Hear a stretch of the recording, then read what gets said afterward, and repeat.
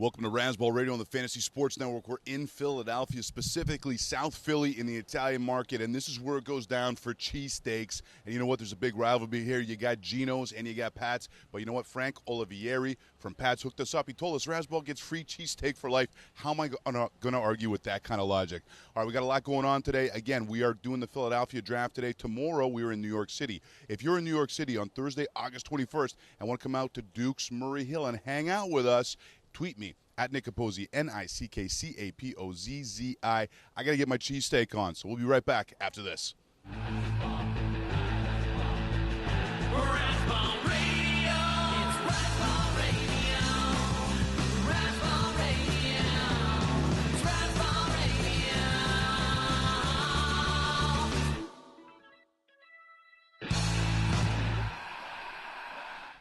Welcome to Razzball Radio on the Fantasy Sports Network. I'm your host, Nick Capozzi, joined today by Joe Lisi of GoForThe2.com, where you want to go for your college football info. And, Joe, I want to welcome you to Razzball Radio, but also welcome you to the team because you're going to be doing some college football coverage for us this year over at Razzball Radio. Thanks, buddy. Really appreciate it. No problem, Nick. College football is the best. I love to contribute. I love talking college football 24/7. And this guy is obsessive about college football. He has like 900 tapes of old games. All he does is study film. So really excited to have him to be part of the team. We will talk a little bit of college football. Fantasy football is still our focus. But you know what? We want to give you guys a little some different perspectives on some different things. Now, technically, we're not really in Philadelphia, but don't tell anyone. We're actually in Rumson, New Jersey, on the Jersey Shore, and this is the Eagles draft. And the reason we did it here was we had a little bit of a venuing conflict. It wasn't the fault of the venue, but we're very happy to be here. And we are at a legendary location, Val's Tavern. Been around since 1942, so we're happy to be here and happy to be here with Joe. Joe, we're going to talk some Eagles right now from a fantasy perspective. Let's get right into it. Nick Foles had a great season last year. Obviously cannot replicate the 27-2 touchdown to interception ratio, but how do you see him as a quarterback in this year's fantasy football universe? Well, I think he's really developing as a quarterback, his third year in the league and really developing under Chip Kelly's system. I think Nick Foles is a quality quarterback. Will he duplicate 27 touchdowns and only 2 INTs? Probably not, but I think he's a top 10 quarterback in Chip Kelly's system this year. Now, let me ask you specifically about that system, because if Foles were to go down, we've got two guys there. We've got Mark Sanchez, and we have Matt Barkley, all Pac-12 quarterbacks, all 3 quarterbacks in Chip Kelly's system coming from the Pac-12. But ironically, they're all from a professional pro-set offense where he ran more of a mobile spread offensive attack with a mobile quarterback, a little bit different in the NFL scheme. Okay, fantastic. Now, here's the question, though. If Foles were to go down, could either of the guys in that scheme, in that system with Chip Kelly, kind of come in and just take over what Foles did? So my question really is Foles the answer here, or is it the system? I think it's more the system when you look at it, Nick. If Foles does go down, Sanchez or Barkley can come in and produce because of the talent around them. LaShawn McCoy at the running back position, Darren Sproles, and you look at the wideouts, Macklin, Riley Cooper, and some young guys coming up. I think it's more the system than it is the quarterback at this point. And I think that's a key to watch out. If something does happen to Foles, whoever takes over, and I know it's easy to mock Mark Sanchez, but there is the opportunity that they could thrive in this system. So just keep that at the back of your mind as the fantasy football season goes on this year. Okay, let's talk running backs. Now, obviously, LaShawn McCoy, still my first pick. We're going to talk in the news later with Smokey about his turf toe injury, but if I'm still picking today, for me, it's either him or Adrian Peterson. They've also got Darren Sproles. There's going to be more of a pass catcher. Chris Polk has the hamstring injury, but they made a trade today, getting Kenyon Barner. So you tell me, as a group, other than Shady McCoy, who is going to be a stud, hopefully, as long as he stays healthy, who else could have an impact in the system this year? Well, I think Darren Sproles can, and if they utilize him in the passing game, put Sproles and McCoy in both a 2-back set, puts a lot of pressure on that defense, a lot of nickel backs, a lot of linebackers covering Sproles, could create mismatches, and Sproles could have a big year in the system. Polk, you mentioned it, he's a very tough inside runner, comes from Washington, could really produce, but how is he going to come back from the hamstring injury? Kenyon Barner, when you look at it, hasn't been able to produce in Carolina, but if anybody knows his physical attributes, it is Chip Kelly, and he could be a possible sleeper in the later rounds. Yeah, absolutely. Another guy to keep an eye on there is Matthew Tucker, who did vulture a couple of touchdowns in one of the preseason games. Just throwing it out there because, again, if Polk's hamstring continues to be an issue, it's going to be a really interesting running back situation to keep an eye on. Okay, wide receivers, another interesting topic here, and there's always injury questions with Jeremy Maclin. I like him a lot this year, even though he's been dealing with some, banged up bruises, but there is a chance he could really explode being the number one offense here. I'm not sleeping on Roddy White. I know a lot of people are. Some people are saying I don't see the upside. I like him a lot. There's also Matthews, the rookie. Break down that unit for me, Joe. Well, I really like this unit. When you look at Jeremy Maclin, really hasn't been a number one receiver, so he's going to have to step up. He's going to have to break press coverage, something that he hasn't been able to do. But he understands the spread offense playing in Missouri, so he's going to be the go-to guy. Can he duplicate the 1,300 yards that Deshaun Jackson had last year? I'm not so sure, but I still think he's a solid number one. Jordan Matthews, very, very young guy, comes in as a rookie, really putting up great numbers. Last week, 9 receptions for over 100 yards, comes from one of a spread offense in Vanderbilt, one of the best SEC wide receivers. And then there's Riley Cooper. I'm not sold on Riley Cooper being a legitimate number two because he's coming from the third wide receiver slot. 23 receptions last year, jumped up to 47. He might struggle as the number two wide receiver, but Matthews, in my opinion, a legitimate number three. He could be a sleeper in the later rounds as well. And this is why we're really excited to have Joe as part of the team, is because you watch so much college football, and it really, especially when it comes to rookie dynasty, but even, how guys are developing, because every year there's players that come out of nowhere that you're not expecting, but if you can go back and really have a focus on what they did in college, obviously there's the chance that they become more interesting. Okay, tight end position, you've got Selleck, you've got Ertz, go. I like the tight ends for Philadelphia because Nick Foles likes to utilize them. So does Mark Sanchez. So whether it's Selleck or Ertz in the later rounds, I think both tight ends will be productive, and it gives the West Coast offense and the more spread what Chip Kelly likes to run, it gives the Philadelphia Eagles options no matter who plays quarterback. Ertz and Selleck are solid plays in terms of fantasy. Absolutely. Okay, and my sugar daddy of the day, brought to you by ArrangementFinders.com. The Philadelphia Eagle that I think is going to grossly outperform their average draft position is actually Zach Ertz.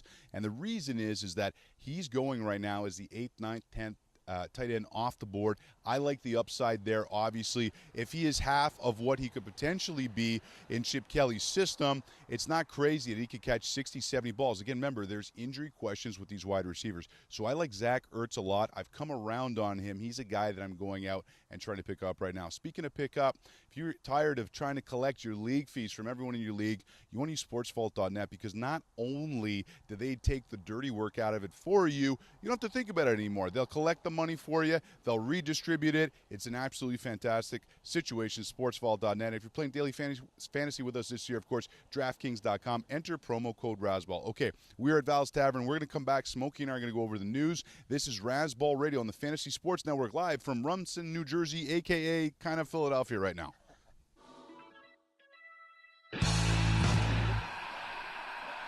I was never one for traditional dating, which is why I like to meet guys on ArrangementFinders.com. Arrangement Finders puts a twist on dating that works so well, they guarantee you'll find a girl. That's right, guarantee. Sounds too good to be true? Check out these girls on ArrangementFinders.com who are looking to date. She's hot. She's hot. Okay, her, not so much. Anyway, it's free to join. Go to Arrangement Finders and meet girls like me who know what you really want.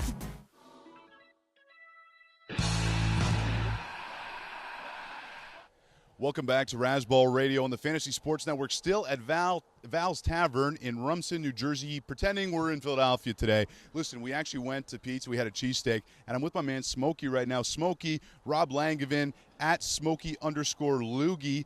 Man, I'm so happy you're with me now, because it has been a long road to Ho Solo. Thanks for getting here with me, buddy. Really my pleasure, Nick. It took me forever to get here. Well, it's because you were in Jamaica. Let's be honest. You could have come earlier if you were willing to cancel your Jamaica vacation, but apparently no. That wasn't on the table. Yeah, Jamaica won. Yeah, Jamaica me crazy is what you're doing. Nah, just kidding. I'm really glad you're here. Smokey's going to be with me until Chicago, and at that point, Sky's going to come on, so we will have Razzball regulars with us the rest of the tour, which is really exciting. I got jacked up with Joe Lisi coming on to talk some college football. I mean, that guy knows his stuff.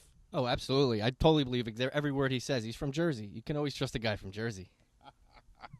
All right, let's talk a little bit of the news that's going on right now. Since we're in Philadelphia, or let's say Southern Jersey, Mid Jersey, I don't know. I'm going to get in trouble today. I know I'm going to get feedback on this. But McCoy dealing with some turf toe. Also, Chris Polk having a hamstring injury. Are you nervous on McCoy? And who's his handcuff in case something happens?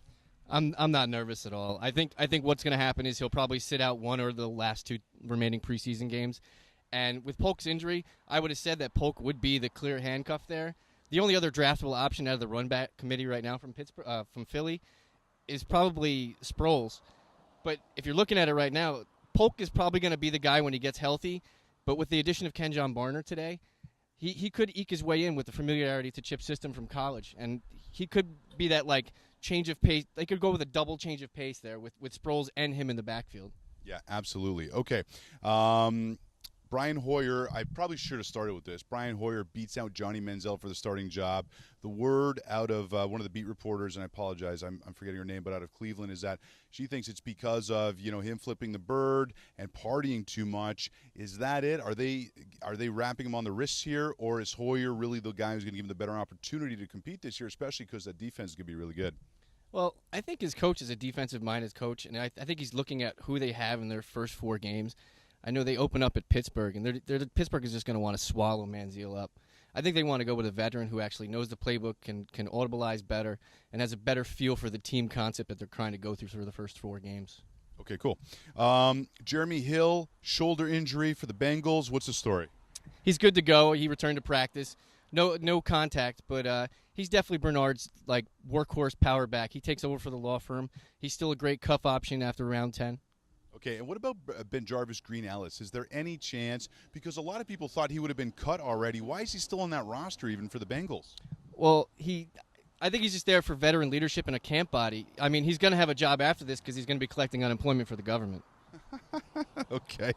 Odell Beckham struggling in Giants camp. He's interesting. Ruben Randall's a guy I've been stumping as a sleeper all preseason right now. Beckham apparently having trouble with the playbook. He has elite upside, but people are sleeping on Randall. Break down that situation with the 2 wide receivers. Yeah. Beckham came into camp, and most rookies into camp, they come in with a swagger, and I think he came in thinking he was a mid-round, first-round pick. You know what, I really don't have to work too much. Then when he started to work, he got hurt. And I think he's fallen well behind even the third guy, which is Jernigan, who's been actually getting in Tom Coughlin's doghouse already. I love Randall from a position of a wide receiver 3 there. He's going to pick 117, which is the 10th round. That's way too low for him. He's going to have 70, 80 catches and probably 5 to 6 touchdowns. Okay, interesting. Dexter McCluster, what's your take on him? A lot of people think in Wisenhunt's offense he's going to take over that Danny Woodhead type role. I don't know if I'm buying it. He's a guy I keep hearing he's going to be good. The only advantage to me is that if he is catching a lot of balls, technically he is a running back, actually. So that's where he could be interesting. What do you think about McCluster in Tennessee this year? I think the key to him is they're going to line him up all over the formation. He's not going to strictly be a running back. He may be a running back listed on the roster, but Wisenhunt is a genius at getting guys into the open that are great with the ball in their hands. Woodhead proved it, and McCluster is going to prove it this year.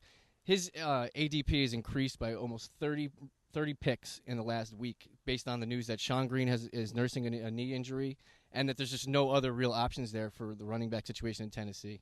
What happens if Sankey goes down and Green is out? We talking Willis McGahee territory here? Probably. It seems like that's probably going to happen. All right. Isaiah Peed, who has been a massive disappointment. I thought he was interesting coming out of college, second rounder of the Rams a couple years ago. Tore his ACL and upon return, he is done for the year. We don't really care. Well, I hope he gets healthy. I mean, obviously, but from a fantasy perspective, he was not a guy we were looking at. But what's happening there with Zach Stacy and Trey Mason right now in St. Louis? Yeah, I think Pete was a number. He was probably going to get cut anyway due to the numbers game. I mean, he's got Mason, he's got Cunningham, and he's got Zach Stacy ahead of him. His only real fantasy asset is for guys that were in return leagues. Now he has none because he's on the street. He'll probably get signed to somebody on an injured reserve contract. For Stacy and Trey Mason, I like Stacy as a second-round pick.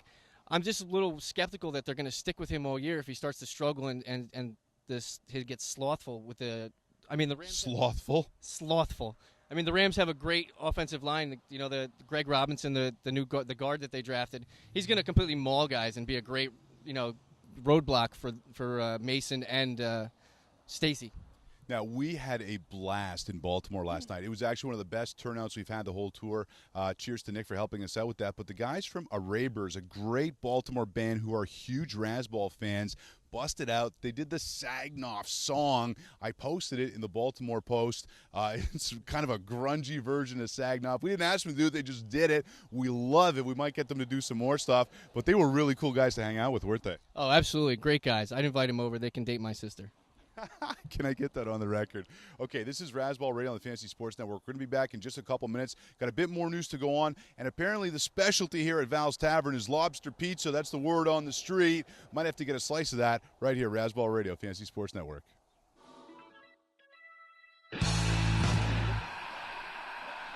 I was never one for traditional dating, which is why I like to meet guys on arrangementfinders.com. Arrangement Finders puts a twist on dating that works so well, they guarantee you'll find a girl. That's right, guarantee. Sounds too good to be true? Check out these girls on arrangementfinders.com who are looking to date. She's hot. She's hot. Okay, her, not so much. Anyway, it's free to join. Go to Arrangement Finders and meet girls like me who know what you really want.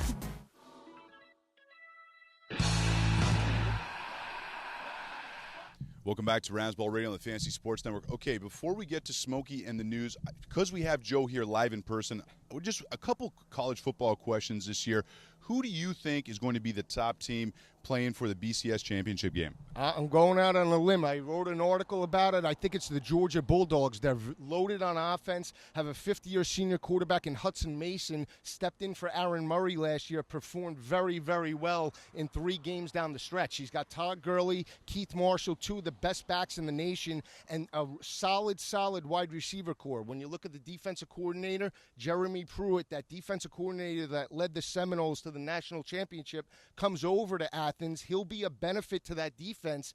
I like Georgia's schedule. If they can get through Clemson and South Carolina early, there's not a team on their schedule until they play Auburn that could really stretch that defense vertically. I like the Bulldogs to win it all. Man, we have had a definite Georgia Bulldog trend this week here on Razzball Radio. Okay, I'm going to put you on the spot here. Give me 2 or 3, because, sometimes fantasy guys, they just aren't able to get into college football for whatever reason because they've already dedicated their Sundays to watching football. Right.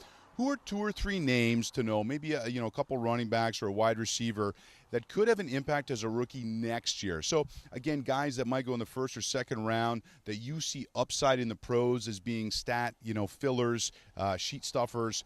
Putting you on the spot, but give me a couple. You mean that are in college now? Yeah, exactly. So we're talking guys look out for a 2015 draft. Sure. One is Todd Gurley. If he comes out, he's a legitimate number 1 in any league possible because he has Adrian Peterson size and ability. If Todd Gurley comes out in the draft this year from Georgia, he's a guy. Another guy that you have to look at in terms of wide receivers who could really stretch the field. There's a few out there in college football. One is Sammy Coates from Auburn. He's a legitimate big play wide receiver. He's only a junior. He makes a lot of plays off of play action, but has great size and ability and great hands. He's another one. When you look at running backs, Keith Marshall's another guy. He's not going to come out in the draft, but in 2 years from now, he's a guy that you have to keep an eye out on. And then some freshmen that are playing in SEC Bowl right now, Nick Chubb and Leonard Fournette are 2 studs from Georgia and LSU. Keep an eye out for them in future drafts. Man, aren't you excited that this guy's part of the team now? Because I know I'm excited. All right, we're going to talk news with Smokey right after this. Welcome back, Razzball Radio, Fantasy Sports Network, Rumson, New Jersey, a.k.a. we're pretending it's Philadelphia. Don't give me a hard time. You try and put a 32 draft, 32 city, 32-day tour together by yourself. All right, actually, Fantasy Sports Network, of course, been helping me out with that. A little bit more news going on here. Jerry Jones, and look, I'm not taking whatever Jerry Jones says, but he's saying that Joseph Randle, the running backs, looked really good in camp. Lance Dunbar's there. I've been drafting him in a ton of leagues because I like the PPR value as a third down back. I think he could catch maybe 50, 60 balls, even if Murray's healthy. But if Murray goes down, Randall could be interesting. What's your take on what Mr. Jones said? Well, Jerry's been interesting lately. He's been tweeting. Lately? Well, he's been more interesting lately because of the Twitter photos that have popped up. I mean, geez. They could have been his grandchildren. But in the running back situation, I don't see Randall having anything. from the glimpses he's shown, I think Dunbar is a far better complement to A compliment, but I'm talking if the Murray gets hurt, because that has happened. It's not like it's out of the realm of possibilities, because Dunbar cannot carry the rock all day. No, but I still trust Dunbar over Joseph Randall in any situation there. Randall is probably a desperation pick at the end of drafts. If you have Murray and you got scoped on Dunbar, I would probably take a poke at him and just try to hold out hope that you hit a home run from the last round. All right, I love drafting Brandon Marshall because he's one of the most consistent wide receivers out there, especially in PPR, half-point PPR leagues. He is getting a little bit older, but I think he's got a lot left in the tank. Definitely justified with the second-round selection on Brandon Marshall. However, there's news now that he's going to take the off day every Tuesday and fly to do the showtimes inside the NFL. I mean, you work 6 days a week during the NFL season, and that is hard work. You get one day off. This man's going to be flying every day. Does that give you some pause? Because I'm going to be honest, and I'm not saying this because the news say, man, I really did. I'm like, whoa, I got Brandon Marshall in a lot of leagues. I don't like that. I'm not worried at all. He's a veteran. He knows Trestman's system. He knows his role. He's comfortable with Cutler. I think it's football players play with helmets on. They don't get to see their pretty face a lot until their careers are done, and they're usually gray and withered or look like Troy Aikman. I think Brandon Marshall is probably just trying to get himself out there. His career's not winding down yet. He's probably got 2, 3, 5 years, maybe tops left. But I think he's just trying to make a name for himself in the broadcasting world. Yeah, okay, no, fair enough. Another bit of note going on real quick here. Steven Jackson looks to be ready for week number 1. I am worried. I'm taking Devontae Freeman as a handcuff if I have Steven Jackson. I mean, is Steven Jackson even going to be the starter? I think he is just by name and veteran preference there. If you're looking for a running back to own there, Freeman is definitely the guy. I've been in a draft where Freeman was actually drafted before Steven Jackson. So the upside appeal is there, and from the preseason games that I saw, Freeman is just an inside running machine. He mauls people coming through the middle. I like Freeman. I'm actually starting to think he has an outside chance of becoming the offensive rookie of the year. Because, look, when has Steven Jackson played a full season? I mean, I think I was still in high school. Okay, this is Razzball Radio, Fantasy Sports Network. I almost said NFL Network. No, we love you, NFL Network, but this is Fantasy Sports Network, even better. And we are going to try a local delicacy right after this, lobster pizza at Val's Tavern. Can't wait to try that. Welcome back. There's been a lot of exciting things happening on this tour, but this might be the thing I might be most jacked up for. Again, Val's Tavern, known for its lobster pizza. I'm here with the owner, James. James, thanks for having us today, buddy. Thanks for coming, Nick. I appreciate you and Smokey coming down and doing this here at Val's. We're big fans of Razzball Radio, and we're looking forward to getting along with the draft here. So we're going to go and kick off the draft. We've got a big crowd here at Val's. Thanks, James, for putting that together. Really appreciate it. Oh, no problem. Anything for you, Nick. I appreciate you guys. Holy cow, man. I like this guy. I might not leave. I might be staying in Rumson. Okay, so here we go. I'm going to give you the mic because I got to bite into this. Is two of my favorite things, lobster and pizza. So you hold the mic for a sec. Try that out, Nick. We're known for the lobster pizza here at Val's. Since 1942, a Val's original. It's a Jersey Shore tradition. Oh, my God. That's delicious. Right? You can have it mild or medium or hot if you like it. As hot as you like it. That is outstanding. I hope there's more of this. Actually, I see a big tray over there. Smokey, I think we got dinner. You loving it? I'm going to go get the pie. Rest of it. All for me. Well, you don't get any more, buddy. This is all mine. Are you kidding me? I got dibs. Dibs. I'm bigger than you, although James is bigger than both of us combined. So, hey, by the way, you were a left tackle. I'd be okay running the ball behind you, I think. Yeah, back in the day, Bloomsburg University. Shout out to the Huskies, baby. 1995. 9-1-1. Almost made it. All right, so if you guys are coming down to the shore, come on, check out Val's. They've been really great for us. Really appreciate it, guys. James, thanks very much, buddy. So we're going to go inside to the draft here, the Philadelphia draft. I know we're in Rumson. Leave me alone. But we're going to do that draft, and then tomorrow is a big day. Smokey and I, we're heading off to New York City. We're going to do the Hoboken and New York drafts. This is Razzball Radio, Fantasy Sports Network. The tour continues.